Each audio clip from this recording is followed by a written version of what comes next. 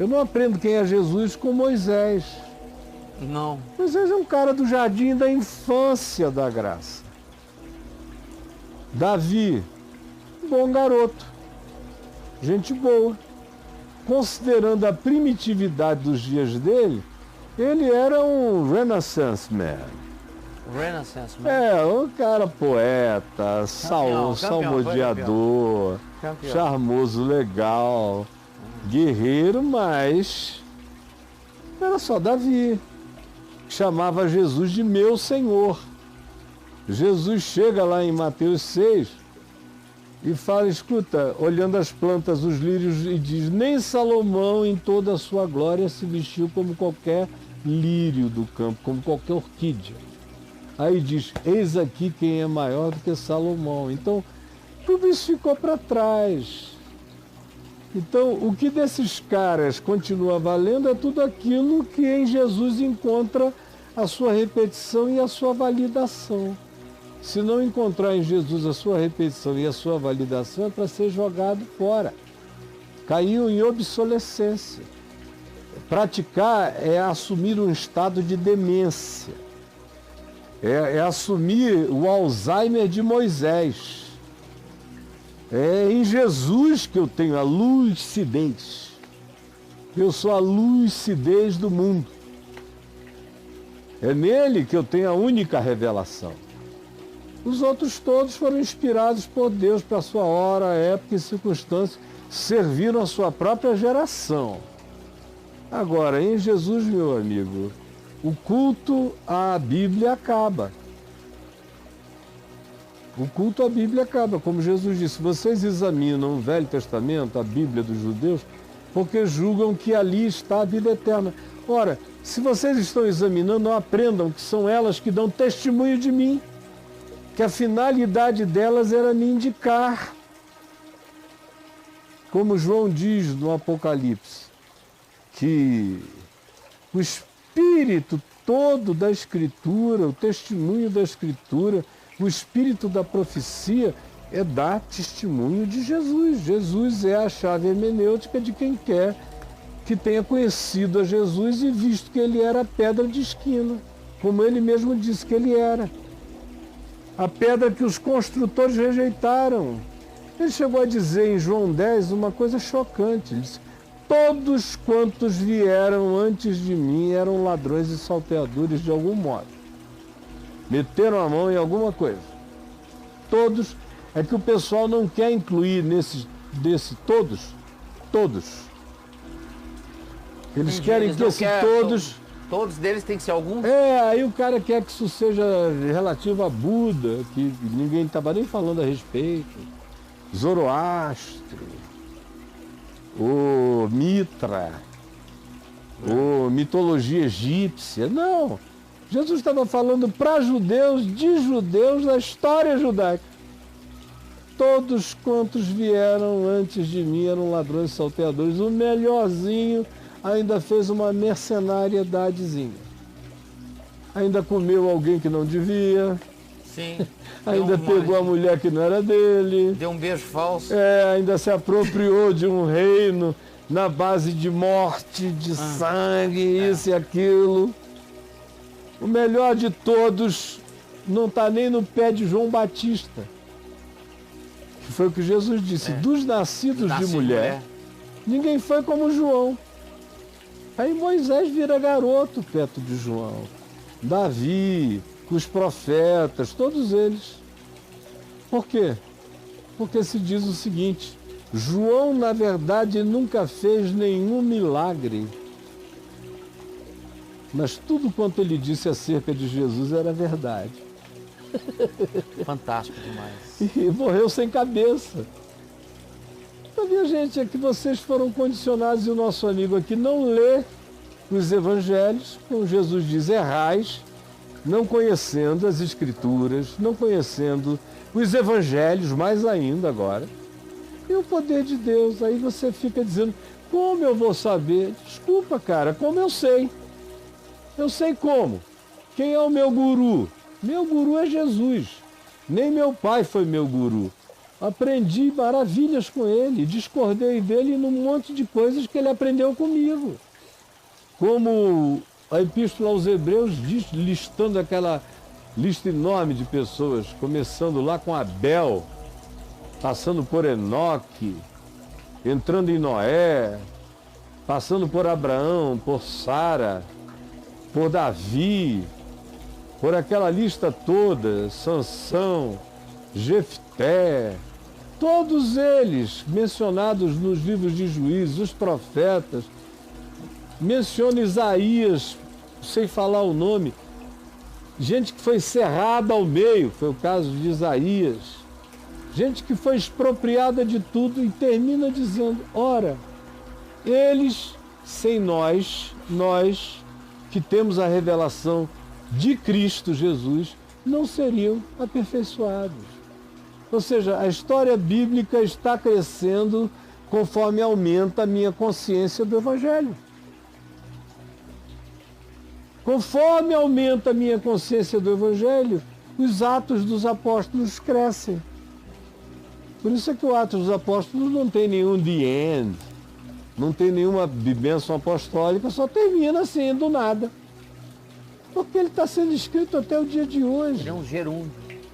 O Atos é um gerúndio até o último ato da última criatura impregnada da consciência de Deus na face da terra, vivendo o Evangelho.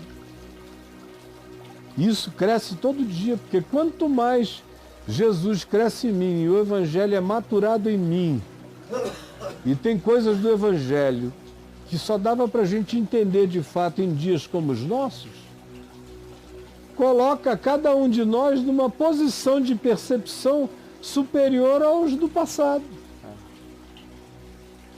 Por exemplo, só para concluir que eu já passei muito da hora. Atos 9, 10 e 11. Se Paulo estivesse vivo hoje e a gente sentasse aqui 2 dias conversando sobre o significado de espaço-tempo, ele não teria escrito algumas coisas sobre predestinação que ele escreveu em Romanos 9, 10 e 11.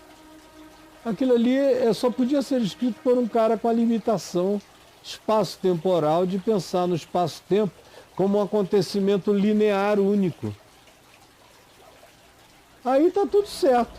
Se Deus está aprendendo com o homem, andando com o homem na linha do tempo, e se a criação aconteceu e a crucificação de Jesus foi o ato de redenção, como um remendo de pano novo em veste velha, como que Jesus disse que era para não fazer, botar vinho novo em odre velho. Tá. Se a crucificação é um remendo, a redenção, então ok. Romanos 9, 10 e 11 está certo. Deus está remendando o que aconteceu de errado. Mas quem está certo é Jesus, que diz que tanto Abraão como Isaac e Jacó, que já tinham morrido, um depois do outro, Deus diz, eu sou o Deus de Abraão, eu sou o Deus de Isaac, eu sou o Deus de Jacó, e Jesus diz, portanto, ele não é o Deus de mortos e sim de vivos, porque para ele todos vivem, afirmando que Deus é o eu sou indesignável, e que para ele não existe nem passado, nem presente, nem futuro, tudo é, não só nessa linha do tempo newtoniana aqui, mas no mundo paralelo, nos muitos mundos de principados, potestades e camadas e camadas e camadas de existências paralelas. Então você, entendendo o significado, por exemplo, da mecânica quântica e do que ela sugere e prova laboratorialmente sobre a indesignibilidade do aprisionamento de uma partícula a um único momento no espaço-tempo, que a mesma partícula pode ter um recíproco no outro lado do universo e não está aqui, e ela viaja de um ponto para o outro sem demandar tempo nem espaço, ela simplesmente está lá, relativizando por inteiro o espaço-tempo. Um negócio tão maluco que Einstein, que foi quem chegou a essa percepção, não quis aceitá-la. porque para ele era inegável que aquilo existia, mas era incompreensível que aquele fosse o elemento fundamental do macro-universo newtoniano. E ele chamou isso de assombração física, esse spooky phenomenon, um fenômeno da assombração. Mas é assim que é. Mas é. É. Então, o que eu estou dizendo? Que se Paulo estivesse vivo hoje, Que tivesse essa informação. ele ia entender predestinação de outro modo. É. Não é uma eleição de Deus, tipo, amei a Jacó e aborrecia Esaú. Isso era o que eles podiam dizer. Aí ferra o mundo árabe todo. Quando na realidade Deus ama o mundo de tal maneira. Não os judeus, os hebreus, os semitas, amou o mundo. Eu acho maravilhoso que pegam Simão Sirineu, que era um africano negro, para carregar a cruz de Jesus. É, Caio. Para acabar com essa idiotice, né? Maravilha. Amou o mundo, amou os cananitas, os descendentes de Cão, os africanos. Amou o mundo. Amou os arianos, descendentes de Jefté. E amou os semitas, amou todos, de todas as categorias. Então, predestinado é todo aquele que em qualquer lugar dê privilégio ao amor, à verdade, à justiça. Esse é um predestinado. Não é porque ele ouviu, às vezes ele não ouviu nada, não sabe nada, mas inexplicavelmente, ao invés de odiar, ele prefere amar. Ele prefere amar. Ao invés de se vingar, ele prefere perdoar. Ao invés de matar, ele prefere poupar. Esse é o predestinado. Esse cara é um predestinado. Esse que ama, conhece a Deus, vem de Deus, é filho de Deus. Foi o que Jesus disse em Mateus, é o que João repete na epístola dele, é o que o Novo Testamento todo ensina. Só não quer ver isso quem está totalmente cegado pelo engano supremacista da religião. Agora, eu não estou mais nem aí tem aquela garotada ali, reformada, que fica dizendo que eu sou herege. No dia que os filhos deles aprenderem significado relativo de espaço-tempo, que eles derem uma mergulhadinha no ambiente quântico, e eu já não estiver aqui, porque do jeito que as coisas são, eles vão demorar demais a chegar lá. É. Eles só andam para trás, é todo mundo fazendo moonwalking, ao invés de andar para frente. Então eu vou ter que morrer, passar muito tempo para os caras dizerem, poxa, o Caio só estava tentando ajudar a gente a enxergar melhor, e como Paulo, em Romanos 9:10, não é a revelação é Cristo, e o que ali é revelação em Paulo é o que se coaduna com Jesus. E com Jesus essa história de que tu ocultaste essas coisas aos sábios e entendidos e as revelaste aos pequeninos, é um mistério da graça de Deus que está para além de qualquer compreensão humana, e nem é um fatalismo determinante, não é um karma salvífico em relação a ninguém. De modo que eu me lembro, quando eu era bem jovem, me perguntavam, escuta, quem são os predestinados para você? Eu digo a todo mundo que ouvindo, acolhe. E todo mundo que não ouvindo, escolhe. Esses são os que escolheram o que é bom. Esses vão viver. Quem escolhe o que é mal, escolhe morrer. Morrendo, morre.